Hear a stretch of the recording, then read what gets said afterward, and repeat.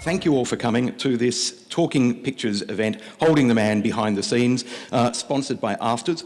If any of you are going to be tweeting today, the official hashtag is MIFF 2015 TP. So please jump into the discussion online as well as here. We're going to be talking for about 45 minutes on stage and then taking 15 minutes of questions from you.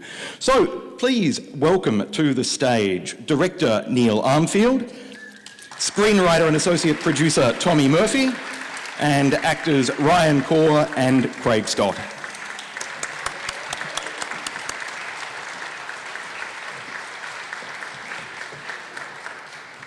Thank you. Right. Look, Tommy, we might start with you. You began working on an adaptation of Holding the Man back in 2005, commissioned by Griffin Theatre Company. That was obviously a stage play. Were you at that early stage, even then, thinking about a film? Yeah, it's pretty early on, and I've kept a journal of the whole experience. And I was looking at it the other day because I'm working on this article, and so I found this early entry, I think it's like the second entry of that journal, where I asked the question, is this a film? And I started doing that because of some of the material that we were discarding from the play that was never going to find its entrance on stage. And many of those moments were central to what this book is. And they told me that, you know, they wanted to be cinema.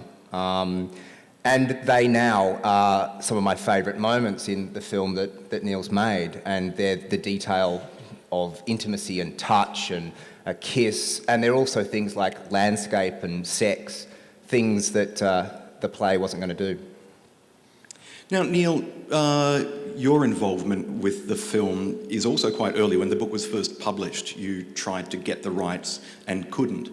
What was it like then coming back onto this project years later after that initial wave of enthusiasm? Well, the interesting thing was that I forgot that I'd had the initial wave of enthusiasm. I only remembered I'd had an initial wave of enthusiasm, 6 months after we finished the shoot of the film, after we'd finished mixing and had locked it off. And Tommy and I were doing a Q&A in Perth about 6 weeks ago. And it hit me and I suddenly believe in retrieved memory. And because what I remembered was that back in, and it's also sort of how old I am really, because it was some time ago. In 1995, I did a film with Nick Enright called Coral Island, a television film as part of a series of called Naked, Stories of Men.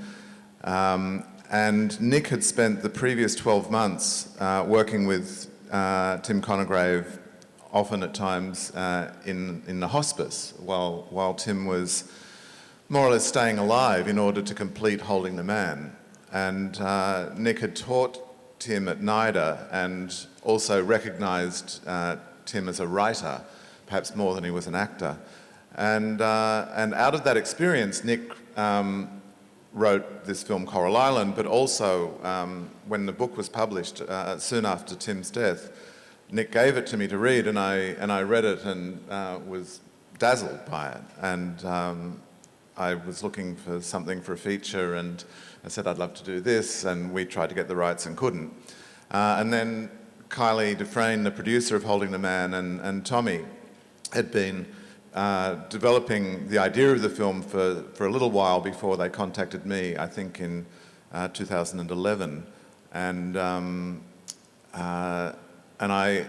by that stage, my memory of Holding the Man had been kind of consumed by the experience of the stage show.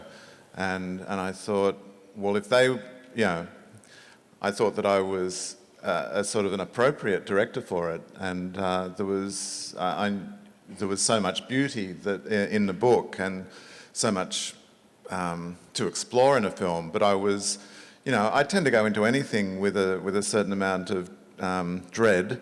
And as sort of you look to the things that you think aren't going to work or are going to be the things that you really are going to have to apply yourself to solving. And I thought that we would be very challenged in making this film, but I was very excited to take on the challenge. Ryan and Craig, a question for the two of you. The book is enormously significant and has been for many years. I very much suspect the film will become equally significant as well. But tell us about your first experiences of the book and the story of Tim Conograve and the great love of his life. John Callio, how aware were you of the popularity of this work before you were cast for the film? Before coming to the script. I became aware of it when I first got to Sydney to do drama school. There was a run going on. I think it was a Griffin run when I first got up there, and so it was being spoken about. I mean, it had such a profound impact throughout Sydney, and so our drama teachers and the school itself and the theatre network in Sydney this is what was being talked about. So and the performances. So that was where I sort of thought I became aware of the story. And then, of course, when the script came out many years later, with Neil and Tommy attached, I was sort of drawing on knowing what effect the play had had, really wanted to be a part of it. And sort of once we started doing the film, I immersed myself in the book. I hadn't read it beforehand.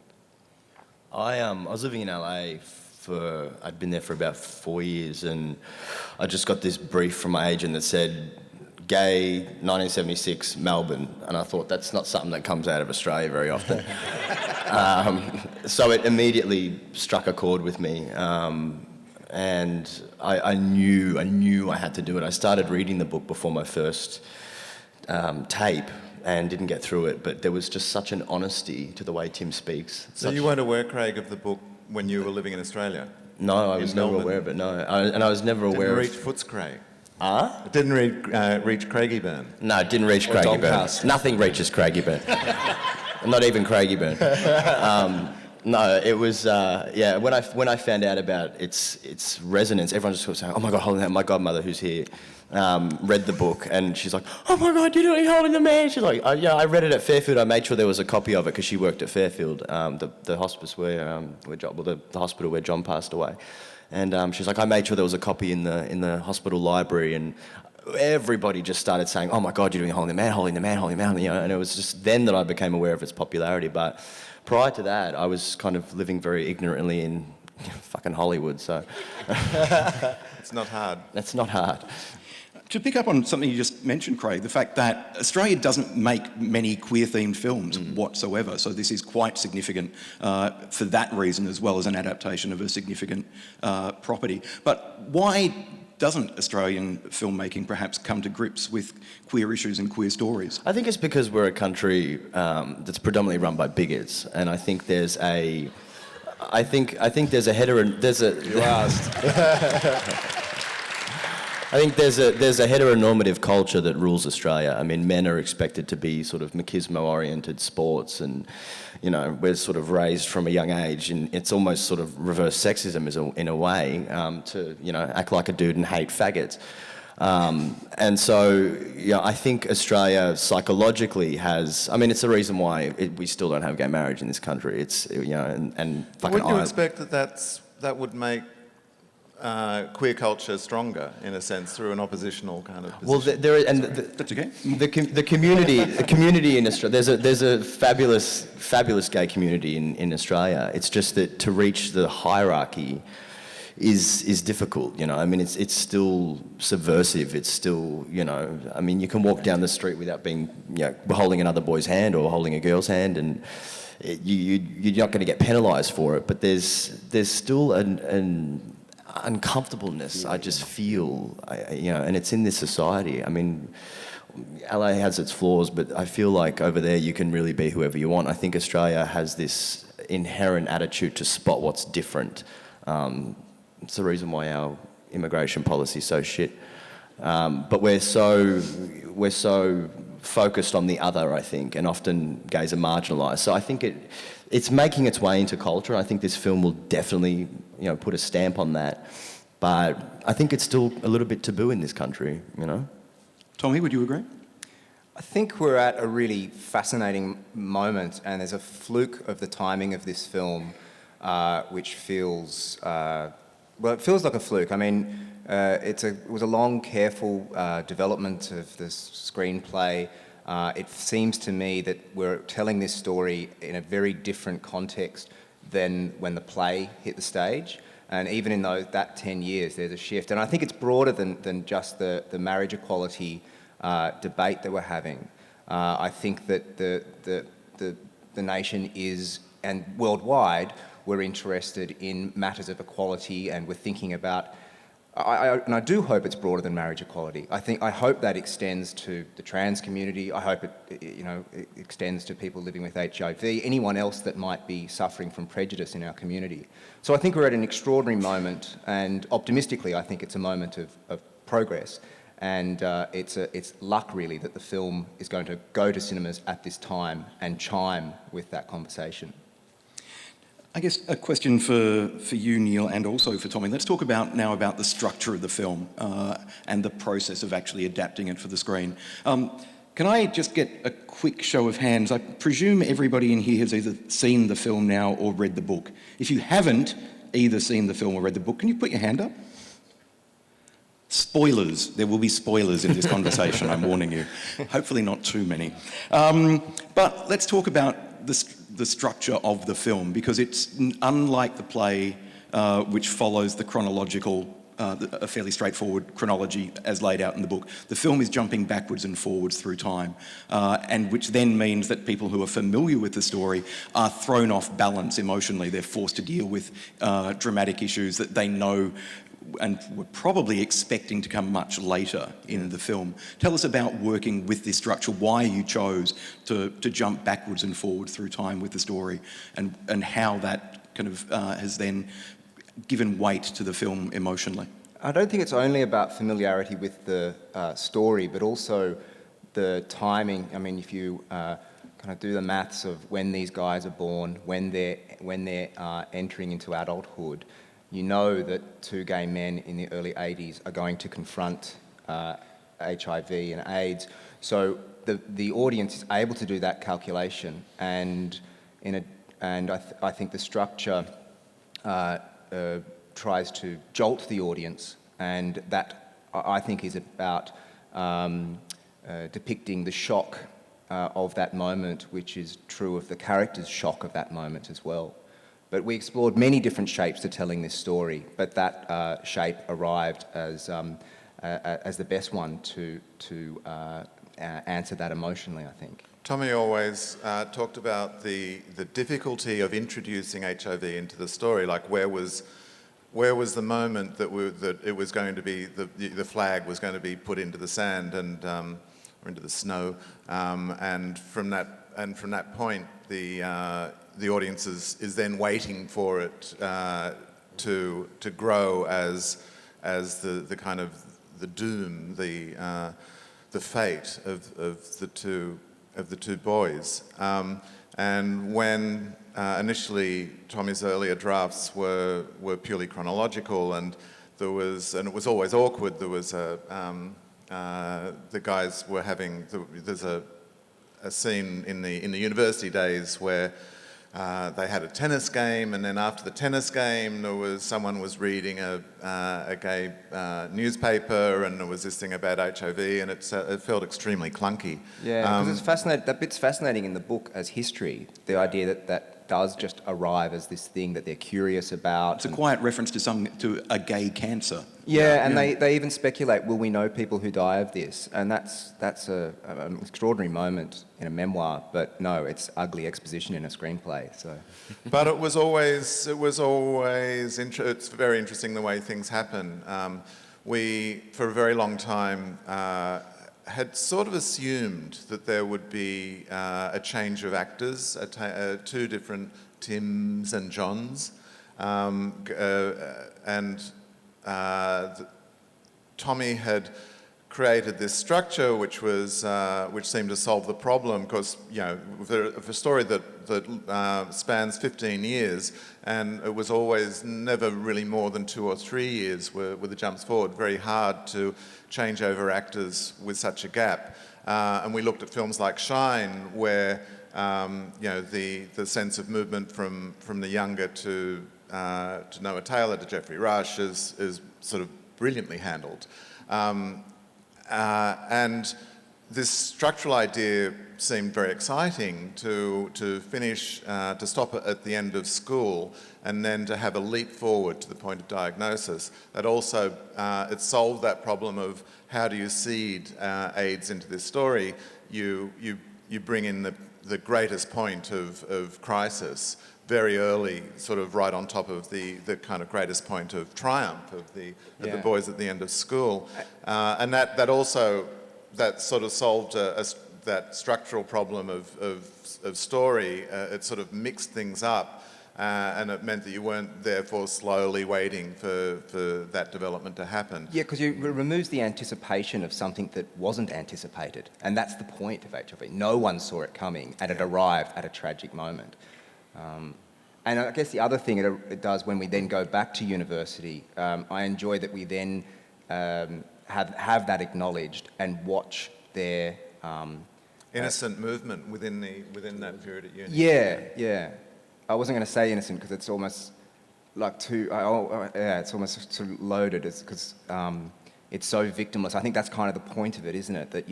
That Tim does feel extreme guilt, and a question of who is to blame, of course, is a necessary part of this story, but it's such a tragic, useless question because the epidemic is to blame.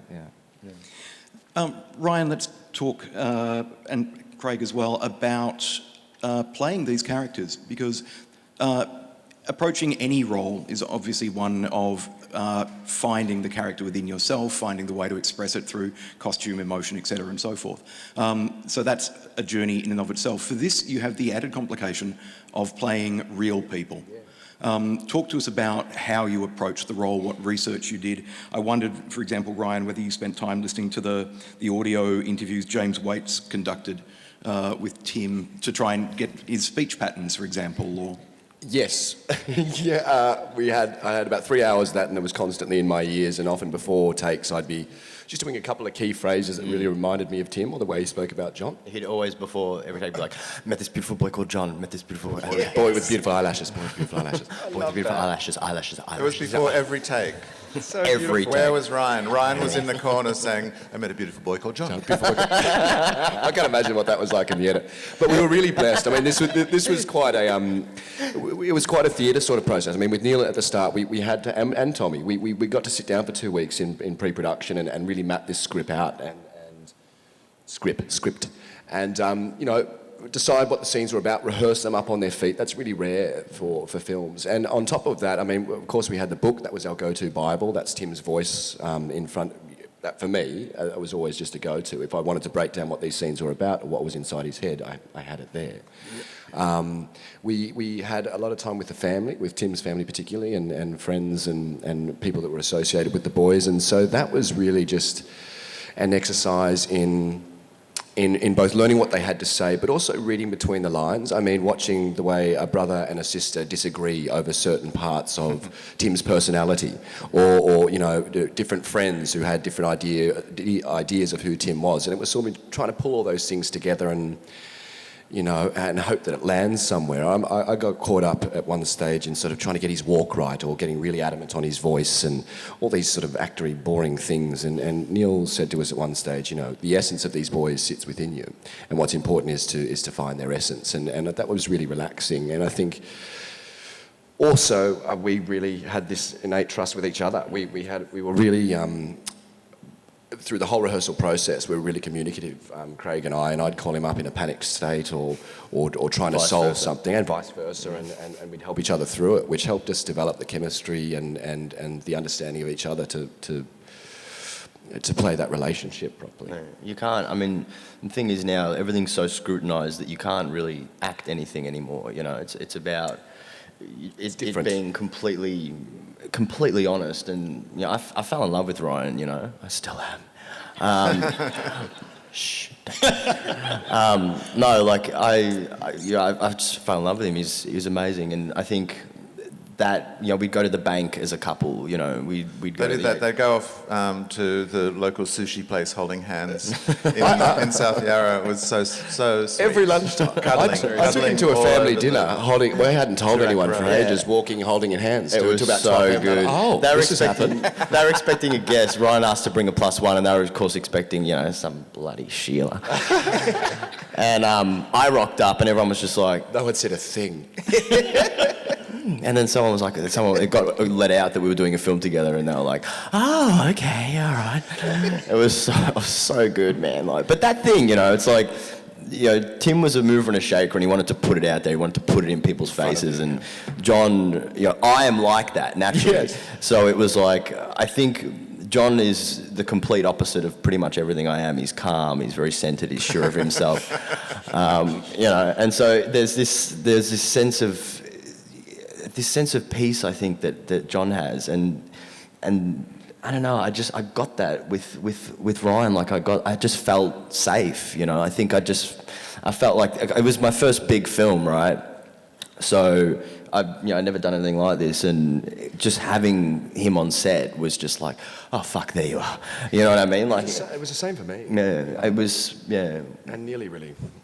Oh, and facilitated yeah, that. In terms of making the shooting process safe for everyone, this is perhaps specifically a question for you, Neil. One of the things you've done with this is shoot it quite differently to the way films are normally shot. You've walked away from storyboarding, for example. You've created a more organic, more theatrical way of shooting a film. Yeah, there is a great pressure. Like, shooting a film is one of the most stressful and panicked and difficult things a human being can put themselves through, because there's not enough money and there's not enough time, and you're trying, you know, you've been wrestling for months with this schedule, with so many scenes that you feel you need to get, and you know that, you know, we were often doing 4 or 5 scenes a day, and you know that there is maybe a tiny bit of overtime possible, but you know that the producer has said there's no overtime available at all, and so, you know, you don't want to.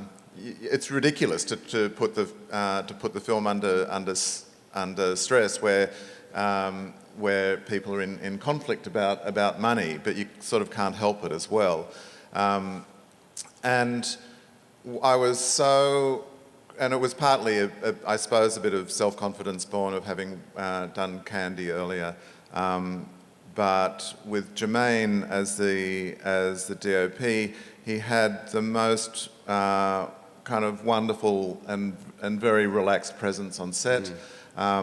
He allowed us to. I was talking about it last night. I said that Jermaine allowed me to work with the actors in the same way that I work in the theatre, essentially, which is to try and create a safe place of trust where actors can explore the potential, the sort of imaginative dimension of a scene, because you never know where something really is going to go. Even when we've rehearsed stuff in a rehearsal room, that's really just about finding the rhythm of the lines. It's not actually about finding the detail of touch and silence and extremity.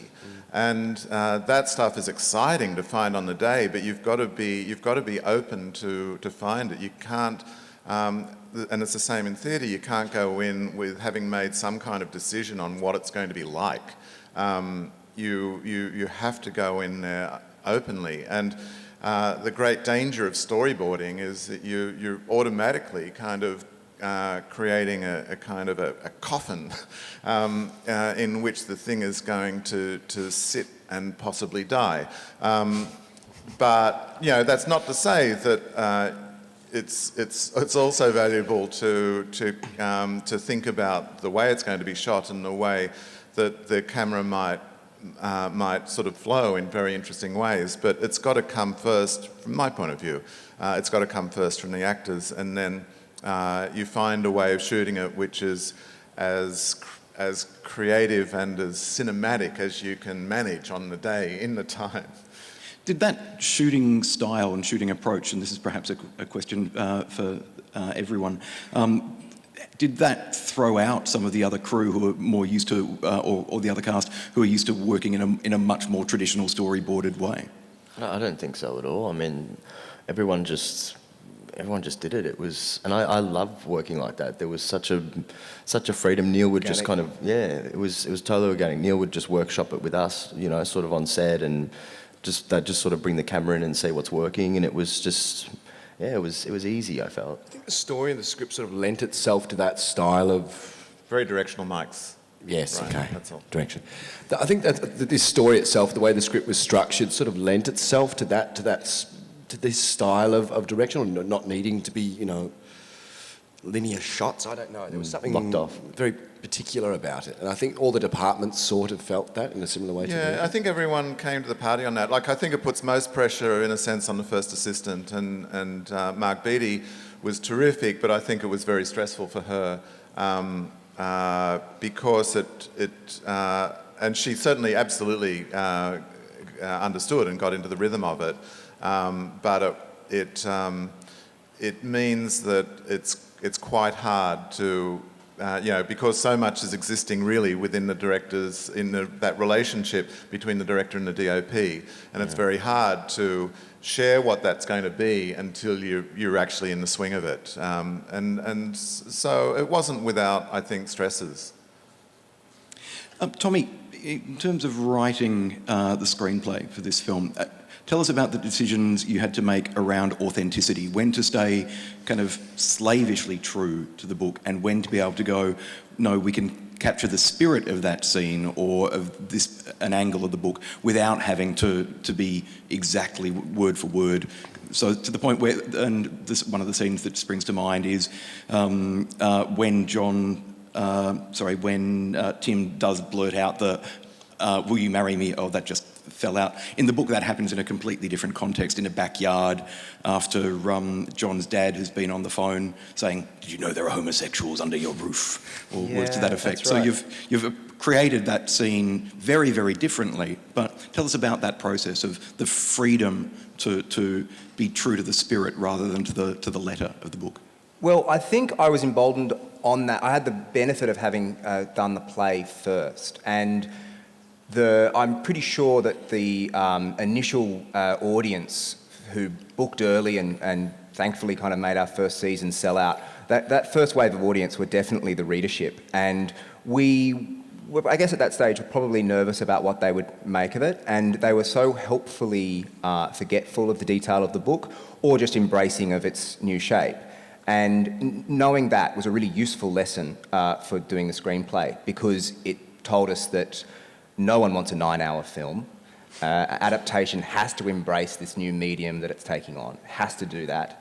And so in that, there's a lot of freedom. The strange thing is, though, when I look at the film now, after all of that development and a lot of experimenting and some really radical departures along the way, now the film to me seems to be very loyal to the spirit of the book, more so than the play, in my opinion.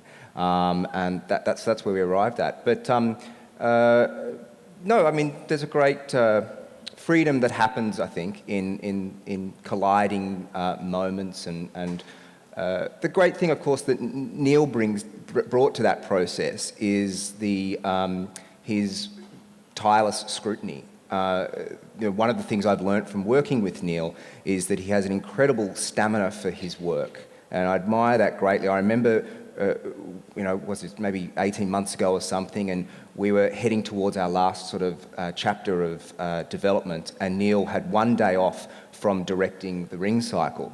No little gig. The biggest opera you can, 4 operas you can take on, and on his day off, he spent that on script development with me, and we worked until 1 a.m. And that stamina for the job is also comes down to Neil's scrutiny as well, which, as Neil's just sort of said, you sort of hold off any locking down what something is and continue to mine it and ask questions of it.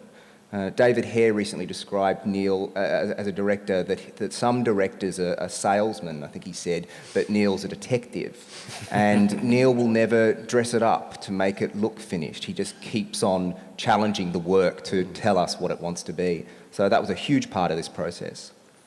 I wanted to ask about authenticity as well, and a question for you, Neil.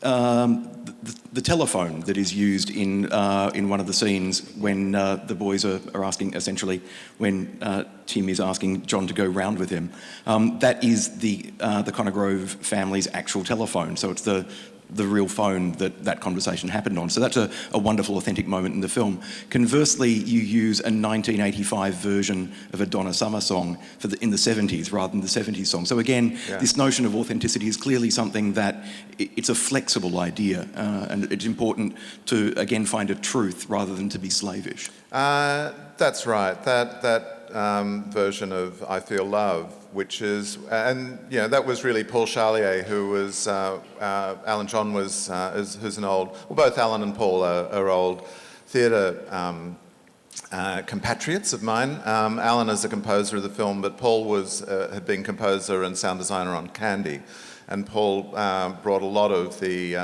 found music suggestions to Holding the Man, and it was Danny Cooper and I think I Feel Love was Alan's, or the editor Danny Cooper's idea, that we were trialling in the edit for that moment, which really bridges us from Tim's break with his parents, riding off on the bike, arriving at John's. John's had his break with his parents, and they both kind of escape into the future. That wasn't the scripted moment of leaving that part of the film, but it became where we left that part of the film finally in the edit. And Paul's point was that that later version of I Feel Love was reclaiming that song as a gay song, and that also it was bridging through to 1985, and so it was using a later version of the song kind of as a way of drawing the film forward rather than necessarily sticking authentically in the period of when it's first used. A question for the four of you. How important was it, or how valuable was it, to be filming in real locations associated with the book? So Xavier College, Lipari, and so forth. Lipari, sorry. Incredibly important, incredibly important. If we hadn't been able to get into Xavier, and Xavier were magnificent in the way that they supported the film, I think they're extremely proud of the fact that Tim Conograve had and John were boys at Xavier College, and they've always been very proud of really what, and it could have gone either way. That book could be seen as an indictment, I guess, of Catholicism or an education system, but they have embraced the honesty with which Tim has told his story, and they were very open, with the permission of both families, to allow us to film in the school. But it's part of a much broader thing with the film. There are so many friends and family of Tim and John who are still alive, and a lot of the smaller parts in the film are played by people that were lovers of Tim or were very close friends. Karen Fairfax, who sings at the wedding, lived with Tim for years. Paul Goddard, who was one of Tim's great friends at NIDA, plays the priest at John's funeral. Julie Forsyth, who was at Monash in the Monash Players, plays Tim's Auntie Gay. Kerry Walker. Kerry Walker. Tim Conograve had a picture of Kerry Walker on his bedroom wall, and Kerry plays the silent woman, the librarian in the lift when Tim and John are kissing for the gay sock kiss in. And then if in the last fuck when the boys come home from hospital, Rufus Wainwright wrote that song for the film after he saw that scene. There's a picture of Kerry Walker on the wall taken by Stuart Campbell, and that was on Tim's wall. We know that Tim had that picture. What about for you guys in terms of performing, knowing that you are performing in the place, the real place, rather than in a studio? And doing the journey. I mean, when we went to Lippery, I mean, he was doing the journey, was literally following in the footsteps of what Tim had done. I mean, that just sort of adds a weight and an importance and a beauty to the whole process of it when you're able to sort of follow that path. And I think we felt when we were in Xavier, it felt. It's just work you don't have to do. It's very authentic. You know, we were there with Xavier boys who were more, and people coming up and discussing the book with us, ex-teachers. My uncle is a teacher at Xavier at the moment. Would come and give us his 2 cents. I think it just sort of added to the reality of the whole process, really. Mm. Yeah, there was no acting required, really. And it also, I mean, it felt like you were on hollowed ground, especially at Xavier, being on the field where John would have played, and it was. I mean, that's such a gift as an actor. You don't get that every day. It was just you're so used to imagining things, and standing with a camera here, and you're supposed to be looking at the Saharan or whatever, like, and you're there, like you're right there. It felt actually strange sometimes to be in uniform, be in the WEFs. Being someone that lived in this exact place, I can't describe it. It was just uncanny. Yeah, slightly spooky. One of the things that I have really enjoyed about the film is its frankness. It is true to the frankness and the truth of the book as well. And what has also struck me, and this is perhaps slightly a devil's advocate question, is the trailer is less frank. If it was a heterosexual romance, there would be a lot more pashing and kissing, much more overtly. The trailer seems to hint a little bit. I wondered whether any of you have encountered any form of censorship, either overt or covert, in terms of kind of trying to gently push you away from being as frank as the film is. Every day of my life. No, we experienced none, actually. It was always understood that we would, the film needed to create its own world and its own kind of taste, I suppose. The idea of the trailer really was that that we would be heading towards a kiss that wasn't achieved, so that it was a kind of a tease in which you then come and see that fulfilled in the film. It was not out of any desire for prudery.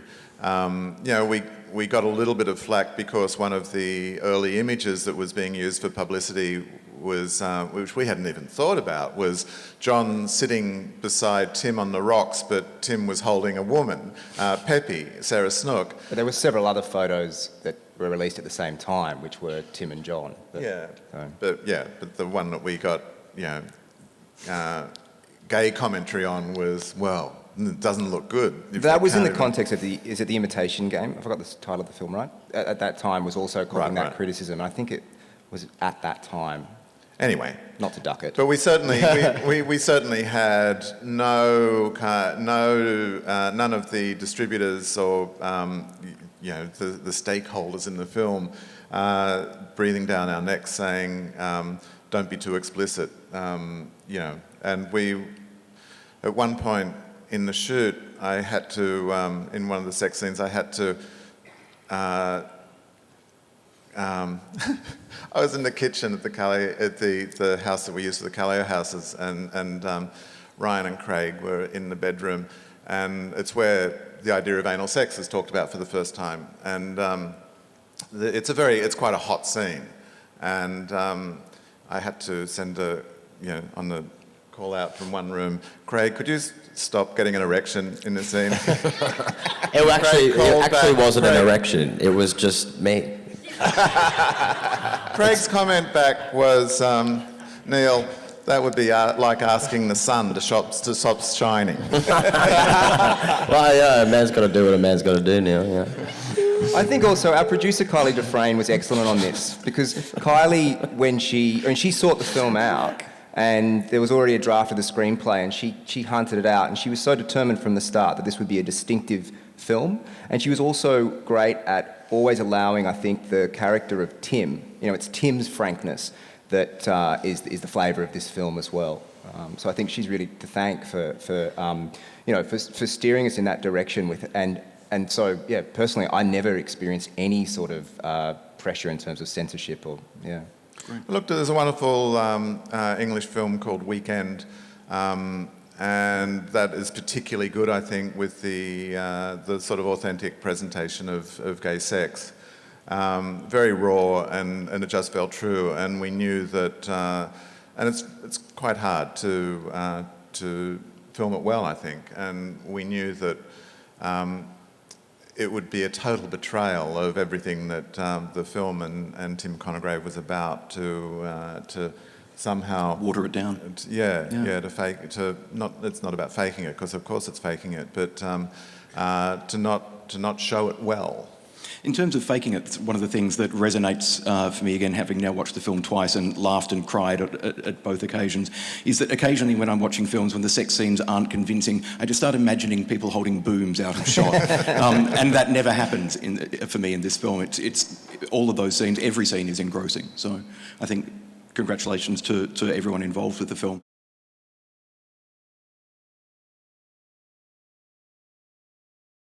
I had some very beautiful correspondence with John's mum Lois, where she pointed out that Tim had created a version of history which involved poetic license, and she said, but that was Tim.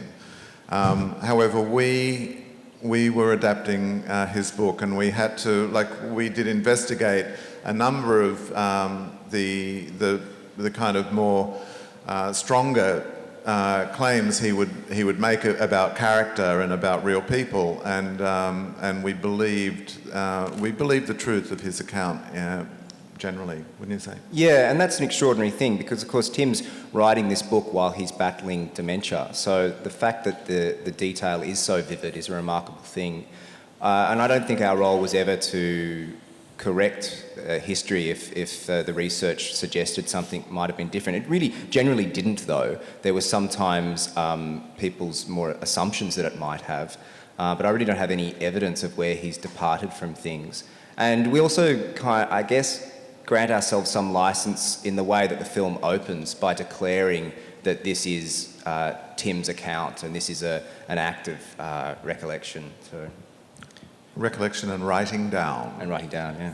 Do you think he whitewashed John a little, made him perhaps more saintly than... Yeah, I think everyone we know who knew John, all of his teachers, people still talk about John Callio as this golden boy. You know, a person unusual in the world, in that he was so sweet, and I don't think Tim has whitewashed John at all.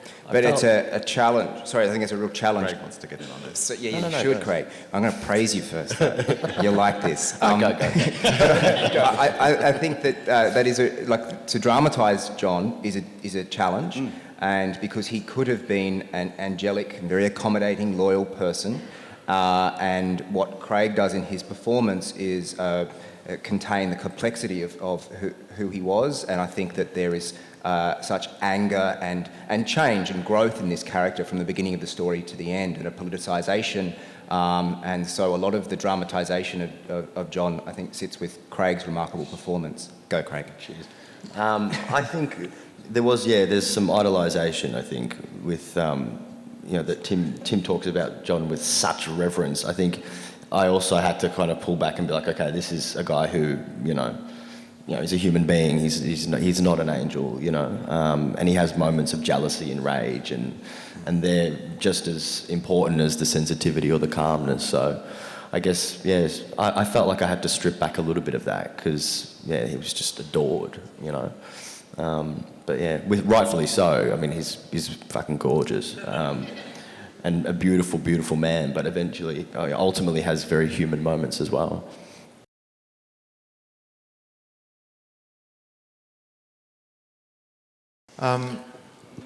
So I think there were a lot of contributions to to discussion for the scene. There was a wonderful woman, Dr. Edwina Wright, who was actually working at Fairfield as registrar when John was in the hospice there, and when John died. And Edwina was medical supervisor on the film and advisor, and she talked very, very fully about that.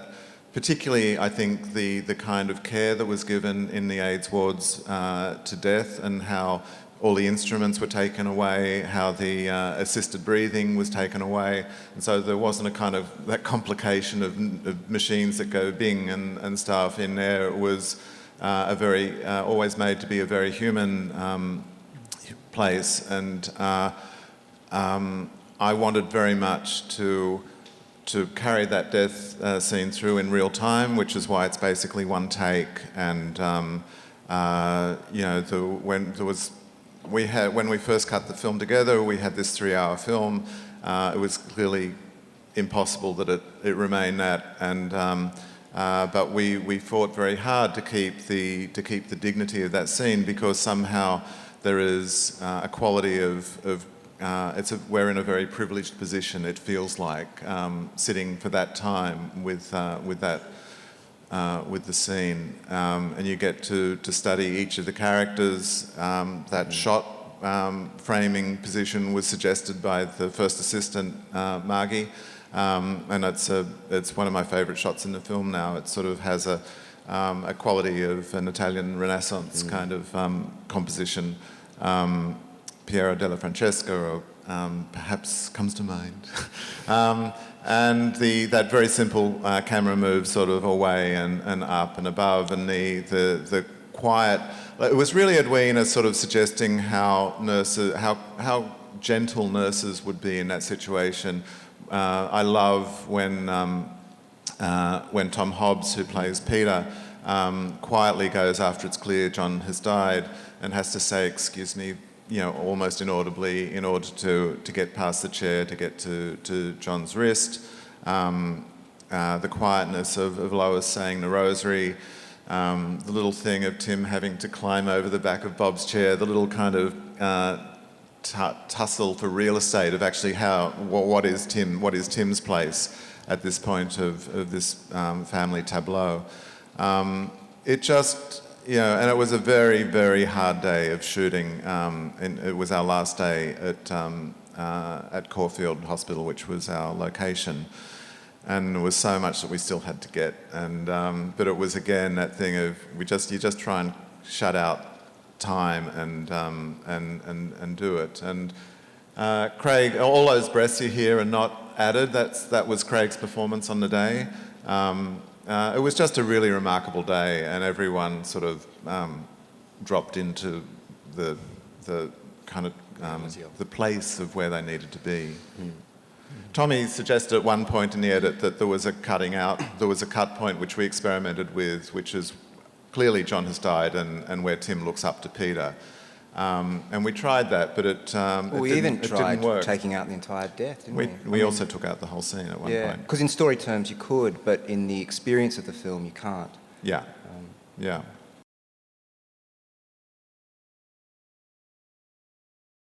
It was fucked. Like it was horrible. Watching it traumatizes me. You're confronted completely with your mortality. You know that one day, wherever you are, you're going to take your last breath, and then you're gone. And that is devastating. How do you physically get that stillness? Hold your fucking breath. And then when you yelled cut, I was like, because I was so emotionally fucked, and I'm lying there, and then you yelled cut, and normally you'd be gasping for air, and it's just like you don't even almost want to take your next breath. You feel selfish for it, It's just like, yeah, that day was, yeah. I mean, but that was all Edwina Wright, who was a beautiful woman, taught me chain stoking, so how to breathe like you're dying. What that sounds like, what's happening sort of physically in the body to the lungs and where the air is able to get in. You know, it was technical in that. And at the same time, in my head, I was watching it last night going, I can't believe in my head, because I was so immersed in it. I was like, I can't believe in my head I was thinking, all right, seven breaths, like, because Neil was like, on the seventh, then you'll go, you know. So there's a whole lot of stuff going on. You're trying to, you know, hold your breath, get the rhythm of it right, you know. And it was really, that day was hard, man. Yeah. That day was really, those 2 weeks of that shoot were for everybody. It was just, but again, you have a family, you have people that support you, you know, you have fabulous people around who are just looking after you and all looking after each other, so. We were somewhat treating you as a patient too. I mean, you were really underweight at that stage, and you know, there was a lot of care around it. You were starting, you know, so there was a real like nurture of Craig as John as well, and the time that he saw the film. Yeah. There was one point where Craig said to me, I said, Craig, at this point, as you're going into the shower, that scene's not in there. He said, Neil, would you call me John, not Craig? And I said, I don't think I can do that. I was like, you bastard.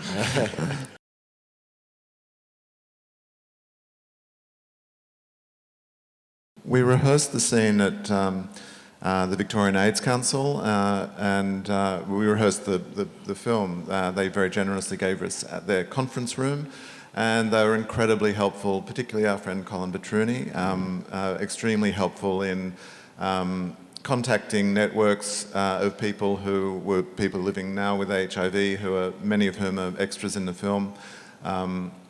But particularly in giving us that sort of historical advice, and also, I have my own memories of that time. And there is, there's an interesting thing when Tim first meets Richard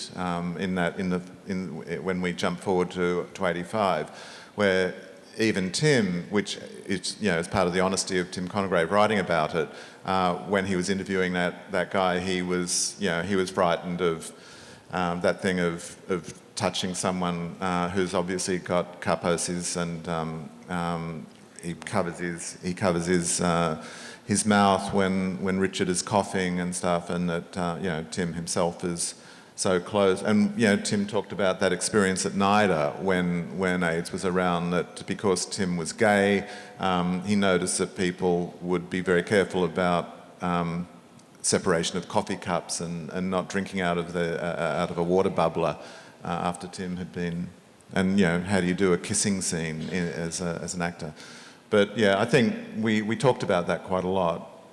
And we're telling a very particular story, a very, just one of the countless stories of HIV at that time.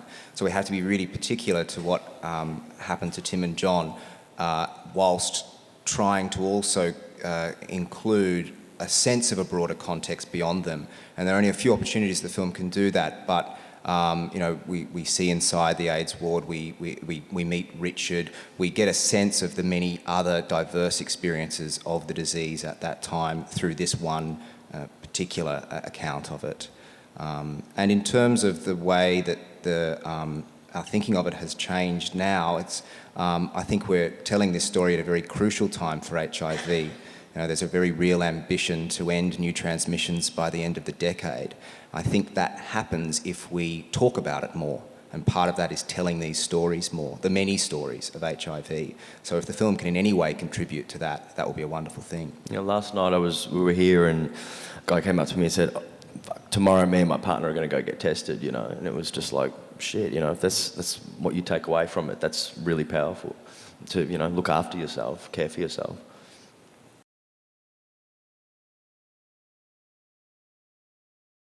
It was really difficult. It was really hard. I mean, all human beings do constantly is think about food, or what our next meal is going to be. So it was really rough. I started crying in the supermarket once because I was on a very, very, very restrictive diet and just drinking coconut water, which the thought of makes me feel sick now.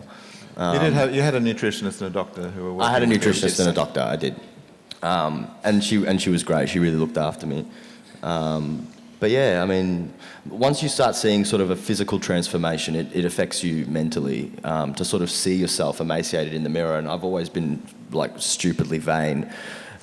So to sort of to see yourself deteriorating, to look at yourself in the mirror and see you losing yourself. It's that sense of identity. I mean, when we look in the mirror, it's who we are. That person looks back at us, and it's who we are composed of, what we are composed of. So losing that was mentally affecting, which was perfect. And for me, it was the same thing. Watching Craig go through that process added to the fabric of what we were doing. You know, this is someone that I developed a relationship with over this time, and it just sort of, much like filming in the actual places, it just added this Realness fabric and realness to it. Ryan really looked after me. Like he, bring me tea and give me a big hug, and he was. We had to. He did, man. He was delicate. He was great. Fragile. Yeah, it went beyond a job, man. It stops being a job. Yeah. We had a 7-week break in shooting when we went away to Italy, and we came the day that Craig came back in. He just looked so sick and frail. He had a bit of makeup on, which helped, and his eyebrows had been sort of thinned out. But I want to say that at the end of the film, there's a little picture of the final thing right at the end of the credits. That little picture of Tim and John, which is a really beautiful photograph, and we haven't been able to track down who actually took that photograph.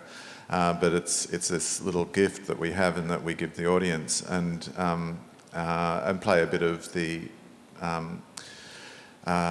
recording of Tim talking to Jim Waits over that, where he talks about his expectation of death and that he's staying alive to finish this book. But that photo for me was the kind of talisman for all of the casting. And it's not about wasn't about trying to find two actors that necessarily looked like Tim and John, but it was about looking at them in that picture and how that relationship worked. The fact that John was smaller than Tim, and in that picture Tim is looking straight at the camera, and John is sort of slightly behind and just so beautiful and calm and tucked into Tim's shoulder. There was so much that was revealing of the relationship between the two boys, and I knew that if we didn't get that relationship right, and if we didn't cast it right, the film would be worthless. And that picture, more than anything, was the thing that when we found Ryan and when we found Craig and found them together, it was that I could see them layering onto that shot. I knew how their energies would work, and I love that moment in the credits when the two photos from the album of one of Ryan and one of Craig kind of transfer into not the sort of the same shots of the real boys, but you can see sort of how those four human beings kind of connect up. On that note, ladies and gentlemen, please thank director Neil Armfield, screenwriter Tommy Murphy, and actors Ryan Corr and Craig Stott. Thank you. Also, please thank our Auslan interpreter. Woo! And thanks to all the team at MIFF as well. Enjoy the rest of the festival.